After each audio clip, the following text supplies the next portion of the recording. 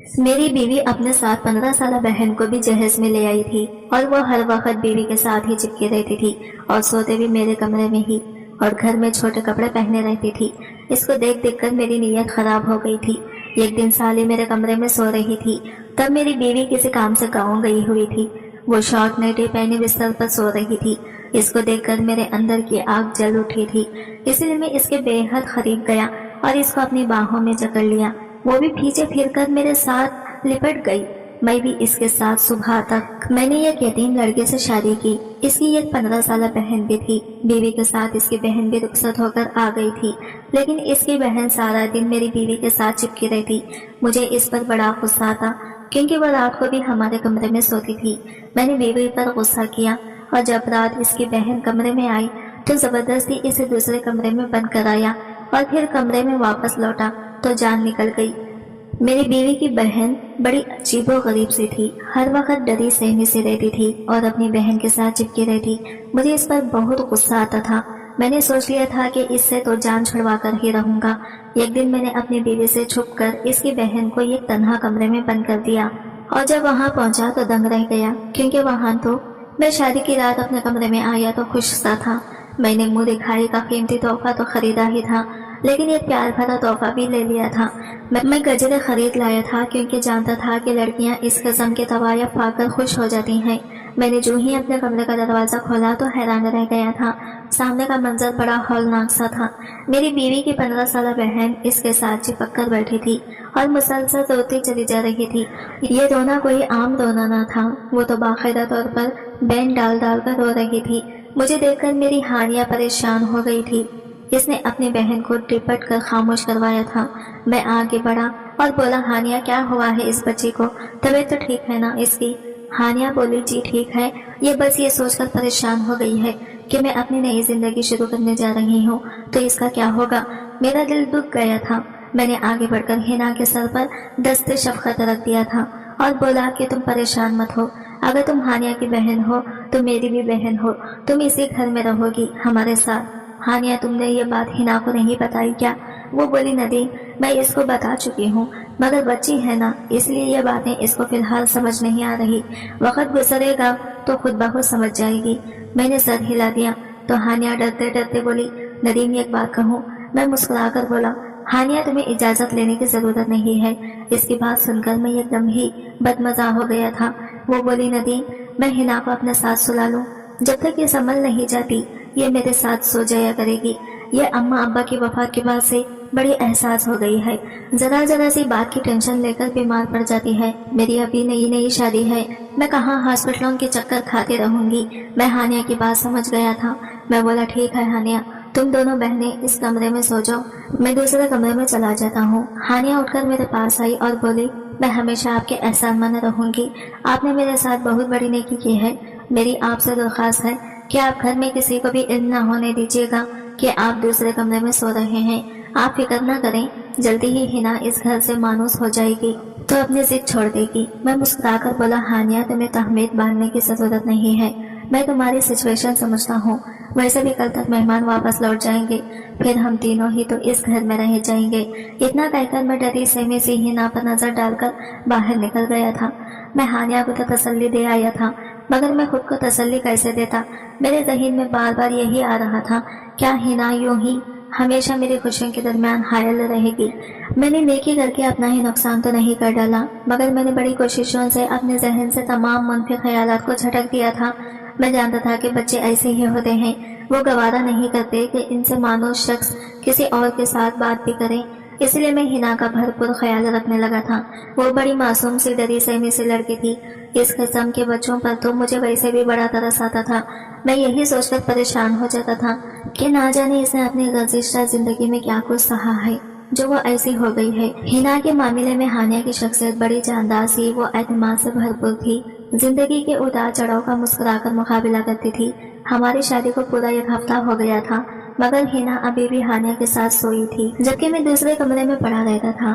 میں کچھ دن ٹھہر کر ہنا کے لیے ایک بستہ لے آیا تھا، کتب تو لایا نہیں کیونکہ مجھے علم نہیں تھا کہ وہ کس کلاس کا طالبہ تھی۔ میں گھر پہنچا تو ہانیہ گھر کے کام کاج میں مصروف تھی، جبکہ ہنا چارپائی پر بیٹھ کر اپنی بہن کو دیکھ رہی تھی۔ میں نے بآواز بلند سلام کیا اور چہرے پر مسکراہٹ سے مسکراہٹ سجا کر ہنا کے پاس بڑی کرسی پر جا کر بیٹھ گیا۔ ہانیہ کی نظر مجھ پر پڑی تو وہ بھاگ کر میرے پاس آ کر کھڑی ہو گئی تھی۔ اس کے چہرے پر استرب پھیلا ہوا تھا۔ میں نے اسے نظر انداز کیا اور ہنا سے مخاطب ہوا اور بولا، ہنا دیکھو میں تمہارے لیے کیا تحفہ لے کر آیا ہوں۔ ہنا مجھے دیکھ کر رونے لگی اور بھاگ کر اپنی بہن کے پیچھے جا کر چھپ گئی۔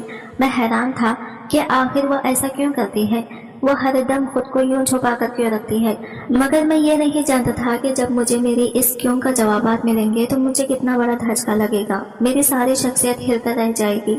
میں اٹھ کر کھڑا ہو گیا اور بولا، ہنا بیٹی ادھر آؤ، میری بات سنو، میں تمہارے لیے تحفہ لایا ہوں۔ میری آواز سن کر ہنا کی چبن بلند ہونے لگی تھی۔ میں نے سوالیہ نظروں سے ہانیہ کی جانب دیکھا تو وہ مجھے بڑے غصے میں لگی تھی۔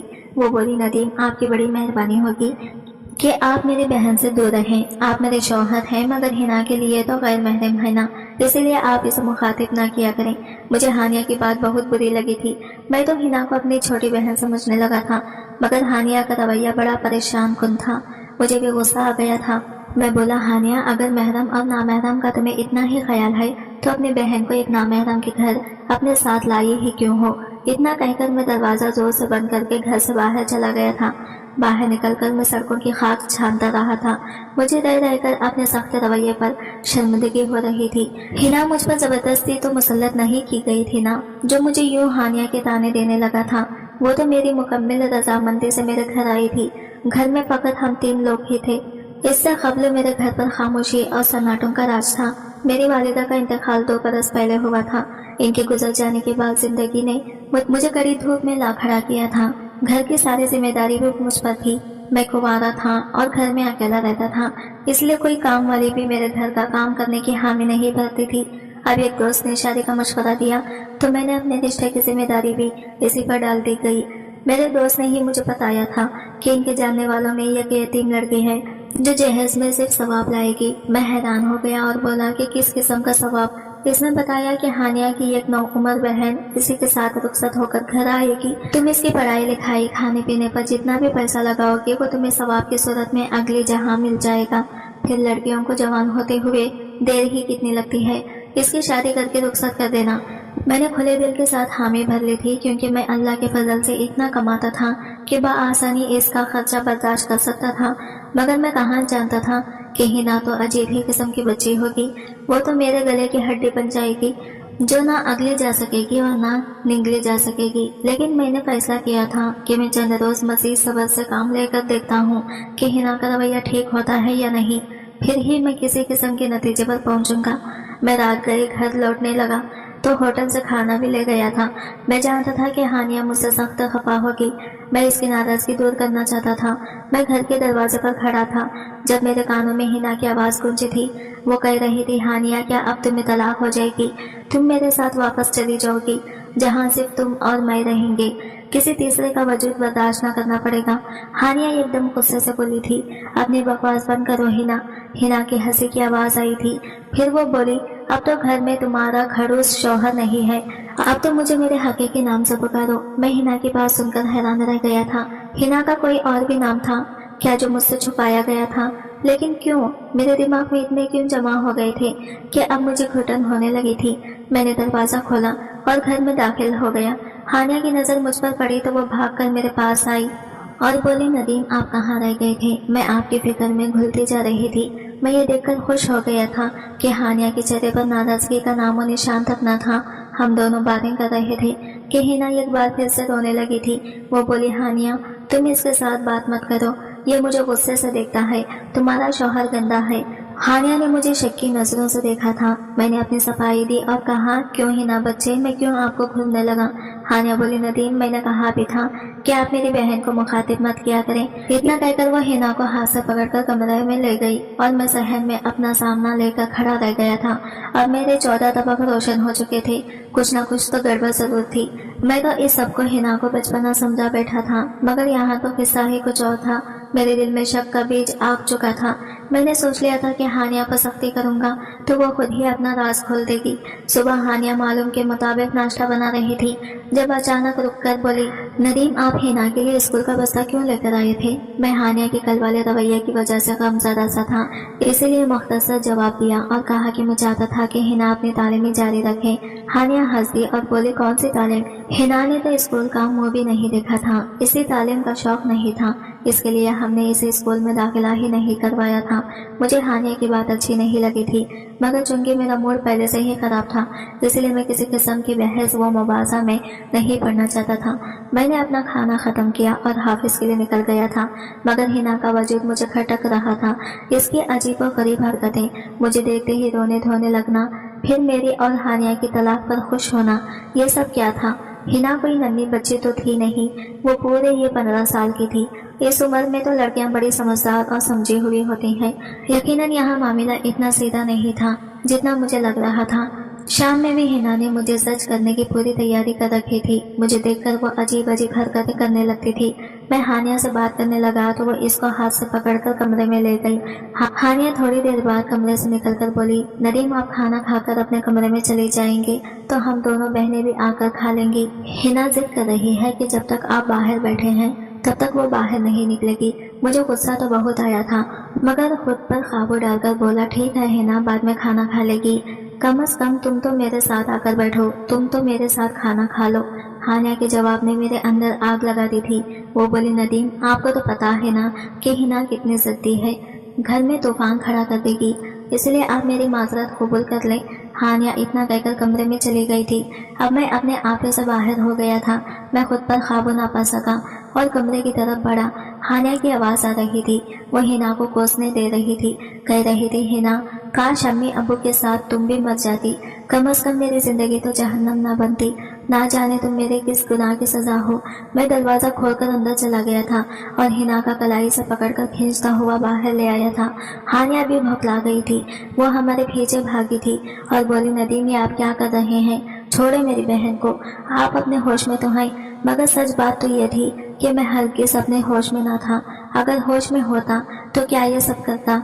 मैंने हिना को एक अलहदा कमरे में बंद कर दिया था और हानिया का हाथ पकड़कर इस कमरे में ले आया था। मैं बोला, अब मुझे सच सच बता दो कि तुम्हारी बहन ये सब क्यों करती है? हानिया का चेहरा जद पड़ चुका था, वो मुसलसल रोती चली जा रही थी। वो बोली, आपको अल्लाह का वास्ता है नदीम, मेरी बहन को छोड़ दें, वो बहुत एहसास है, वो डर से मर जाएगी, वो एक रात तो क्या एक लम्हा भी मेरे बगैर नहीं गुजार सकती। मैं चिल्लाकर बोला, क्यों? आजकल को तो छोटे छोटे बच्चे अपनी माँ के बगैर रह लेते हैं। ये किस किस्म की बहन है तुम्हारी? बहन तुम्हारा साया ही बन गई है। मुझे ये सब बिल्कुल भी पसंद नहीं है और ना ही मैं ये सब बर्दाश्त करूंगा। मैंने हानिया को घूर कर देखा और कहा कि तुम अपना ये रोना धोना बंद करो, मगर इसके रोने में और तेजी आने लगी थी। मैं हानिया के कमरे से बाहर आ गया और बाहर से कुंडी लगाकर अपने कमरे में आकर मैंने दरवाज़ा बंद कर लिया था ताकि हानिया और हिना का शोर थम जाए। मगर वो दोनों बहनें इस जोर से दरवाज़ा पीट रही थी, ऐसा लगता था कि वो दरवाज़ा ही तोड़ देंगी। कई घंटे यही सब कुछ चलता रहा था, मगर फिर फजर की अजान होने से कुछ देर खबर दोनों कमरों में खामोशी छा गई थी। मैं अपने दिल के हाथों मजबूर होकर उठ खड़ा हुआ और हिना के कमरे की जानिब कदम बढ़ा दिए। मैं इससे माफ़ी मांगकर हानिया के पास ले जाना चाहता था, मगर मैंने जैसे ही दरवाज़ा खोला मेरे कदम संजीद हो गए थे, क्योंकि वहाँ तो एक लड़का बैठा था। मैं आगे बढ़ा तो वो मुझे देखकर सहम गया और फिर से रोने लगा था। मैंने इसे झड़क दिया और बोला, मेरे सामने अब आंसू मत बहाना, नहीं तो मुझसे बुरा कोई नहीं होगा। तुम मुझे बताओ तुम कौन हो? हिना कहाँ गई? वो लड़का रोते हुए बोला, अगर मैं अपनी हकीकत बता दूंगा तो तुम मुझे बेच तो नहीं दोगी। मैं इसकी बात सुनकर हैरान हो गया था। मैं बोला, नहीं नहीं, हरगिज़ नहीं, मैं तुम्हें क्यों बेचने लगा? वो लड़का मेरे पास से मुतमईन हो गया और सोफे पर बैठ गया। इसके चेहरे पर बड़ा करब था। वो बोला, जब मैं पैदा हुआ तो हमारे घर यूं शोक मनाया गया था जैसे मैं पैदा नहीं फौत हुआ हूँ। मैं जब बड़ा हुआ तो अपने इर्द गिर्द बड़ा जुल्म देखा था। मेरे अब्बा अम्मी को एक बहुत मोटे से डंडे से मारकर नीलो नील कर देता था और मेरी तरफ इशारा करके कहता था कि तू इसको जन्ने से पहले मर क्यों ना गई। मेरे लिए यह तो काबिल कबूल होता कि तू बांझ होती, मगर ये तूने क्या गजब कर दिया। मैं अब्बा की फटकार सुनकर आईने के सामने जाकर खड़ा हो जाता। हानिया कहती, अब्बा की बातों पर ध्यान ना दिया करो, तू तो बहुत प्यारा है, लेकिन मैं प्यारा होता तो क्या मेरी वजह से मेरी माँ को मार पड़ती। मैं हानिया से पैसे मांगता तो वो 2 रुपये का नोट थमा देती थी। मैं भागकर दुकान पर जाता और अम्मी के लिए अपनी पसंद की टॉफी ले आता। मैं वो टॉफी अम्मी के मुंह में डाल कर कहता, अम्मी गोली खा लो, आराम आ जाएगा। अम्मी मुझसे लिपट कर फूट फूट कर रोने लगती थी। मैं नन्हा सा था, मेरे हम उम्र लड़के खेला करते थे, जबकि मेरे खेल में दिल नहीं लगता था। मैं सारा सारा दिन घर में रहकर अम्मी का पहरा दिया करता था कि अब्बा कहीं अम्मी को फिर से मारने न लगे। लेकिन मेरे रोकने के बावजूद हर दूसरे तीसरे रोज अम्मी नीलो नील हुई होती थी। मैं अपने छोटे छोटे हाथों से अम्मी को दबाता था, मगर वो अपना दर्द भूलकर पैरों में छोटे से हाथों को लबों से लगाकर चूमती जाती और रोती जाती। अम्मी कहती थी कि मुझे माँ से तकलीफ नहीं होती, मुझे तुम्हारे इन हरकतों से बड़ी तकलीफ होती है। मेरा जिगर झलने झलने हो जाता है। अम्मी की कमेटी निकली तो वो बाजार जाकर मेरे लिए एक साइकिल और गेंद दिला ले आई थी। अम्मी कहती थी कि तुम बाहर जाकर तो खेलते नहीं हो, घर में ही तुम्हारी खुशी का इंतजाम कर देती हूँ। मैं साइकिल देकर बड़ा खुश हुआ था। मैं अम्मी के हाथ चूमता रहा था, फिर सारा दिन कड़ी धूप में साइकिल चलाता रहा था। अम्मी मुझे देखकर हंसकर बोली, आज पहला दिन है इसलिए धूप में खेल लो, कल से नहीं खेलने दूंगी धूप में। मैं हर थोड़ी देर बाद साइकिल से उतरकर गीले कपड़े से इसे साफ भी कर रहा था कि कहीं मैला ना हो जाए, मेरा नया सा साइकिल पुराना ना हो जाए। शाम में अब्बा घर आए तो मैं साइकिल पर झूले ले रहा था। अब्बा बोले, इस कमजात को ये साइकिल किसने दिलाया है? फिर मेरे मुंह पर 2 थप्पड़ मारकर मुझे साइकिल से उतार दिया और खुलाड़ी के वार करके इस साइकिल को तोड़कर फेंक दिया था। मेरी आंखों से आंसू निकलते रहे थे। मैंने रात का खाना भी नहीं खाया था। अम्मी रात को मेरे पास आकर बैठ गई और बोली, चंदा, मैं आज तुमसे एक जरूरी बात करना चाहती हूँ। तुम 4 साल के हो गए हो, एक समझदार बच्चे बन गए हो, अब माँ हर बात कर सकती है ना तुमसे। मैंने इस बात में सर हिला दिया था। अम्मी बोली, बेटा तुम्हारी आपी का क्या नाम है? मैं बोला, हानिया। अम्मी बोले, और तुम्हारा नाम क्या है? मैं खामोश हो गया, कानों में साई साई होने लगी। मैं बोला, अम्मी अब्बा मुझे कमजाद कहते हैं और तो चंदा कहती है, इन दोनों में से मेरा नाम क्या है? अम्मी की आंखें हरदम छलकने को तैयार रहती थी। आज भी पानी बरसने लगा था। अम्मी बोले, तुम्हारा कोई नाम है ही नहीं मेरी जान। 4 बरस हो गए हैं तेरी पैदाइश को, मगर मैं अब तक फैसला ही नहीं कर पाई कि तुम्हारा क्या नाम रखूं, लड़कियों वाला नाम रखूं या लड़कों वाला? मैं माथे पर बल डालकर बोला, क्यों अम्मी, लड़कियों वाला नाम क्यों रखना है मेरा? मैं तो लड़का हूँ। अम्मी ने रफी में सर हिला दिया तो मैं शर्मिंदा रह गया था। अम्मी बोली, ना तो लड़का है और ना ही लड़की है, तो ख्वाजा सरा है, तीसरी जिन्स है तेरी। मैं 4 बरस का बच्चा इन बातों को ना समझ पाया था। अम्मी बोली, अगर मैं तुझे लड़का नहीं बनाऊंगी क्योंकि तू बाहर निकलेगा तो लोग 100 तरह की बातें बनाएंगे। मैं तुम्हारा नाम हिना रखती हूँ। सर पर दुपट्टा लेकर रखोगी और घर की 4 दीवारी में रहोगी तो महफूज रहोगी। मैं अम्मी से रूठ गया, बोला, मुझे नहीं दुपट्टा लेना, मैं तो लड़का हूँ। अम्मी बोली, मेरे पास मोहल्लत नहीं है मेरे बेटे, नहीं तो मैं तेरे सर पर घने दरख्त की छांव कर देती, तेरे हिस्से लाहर दर्द में खुद पर झेल लेती। लेकिन अब मुझे कहीं जाना है। मैं रोते हुए अम्मी से लिपट गया और जिद करने लगा कि मुझे भी अपने साथ लेकर जाना। हम दोनों रोते रहे। फिर मैं सो गया तो अम्मी मुझे हानिया के पास लिटाकर चली गई। सुबह मेरी आंख चीखों पुकार के साथ खुली थी। हानिया बीन कर करके रो रही थी। मैं भागकर बाहर निकला तो अम्मी सोई हुई थी। हानिया मुझसे लिपट कर रोने लगी और बोली, अम्मी चली गई है। मैंने हानिया के सर पर चिपीट मारी और बोला, आहिस्ता बोलो, अम्मी सो रही हैं, उठ जाएंगी। फिर हानिया मुझे कमरे में ले गई और मेरे सर पर दुपट्टा डालकर बोली, तो आज से हिना है, अम्मी की बात याद है ना? मैंने सर हिला दिया था। मैं 2 रुपये लेकर दुकान पर गया और अम्मी की टॉफी ले आया। मैं वो टॉफी लेकर जेब में घूमता रहा, मगर अम्मी उठती ही नहीं थी। सारे मोहल्ले की औरतें भी आ गई थी। फिर अम्मी को सफेद लिबास पहना दिया गया और 4 पाई पर डालकर ले गई। मैं पीछे भागा और बोला, मेरी अम्मी को कहाँ लेकर जा रहे हो? छोड़ दो, मैंने तो इनके लिए टॉफी रखी है। मैं छोटा था ना, इसलिए किसी ने मेरी आवाज़ ना सुनी। मैं आदमियों की टांगे पकड़ पकड़ कर बोलता रहा कि अम्मा को नीचे उतार दो, सुबह से कुछ नहीं खाया उन्हें भूख लगी होगी। वो टॉफी मेरी जेब में रह गई, मगर अम्मी ना लौटी। मैं रोता रहा, तड़पता रहा, मगर किसी ने मेरी ना सुनी। फिर एक दिन अब्बा भी चले गए तो हम चाची के घर आ गए। चाची भी अब्बा जैसी जालिम थी। बड़ा मारती थी मुझे।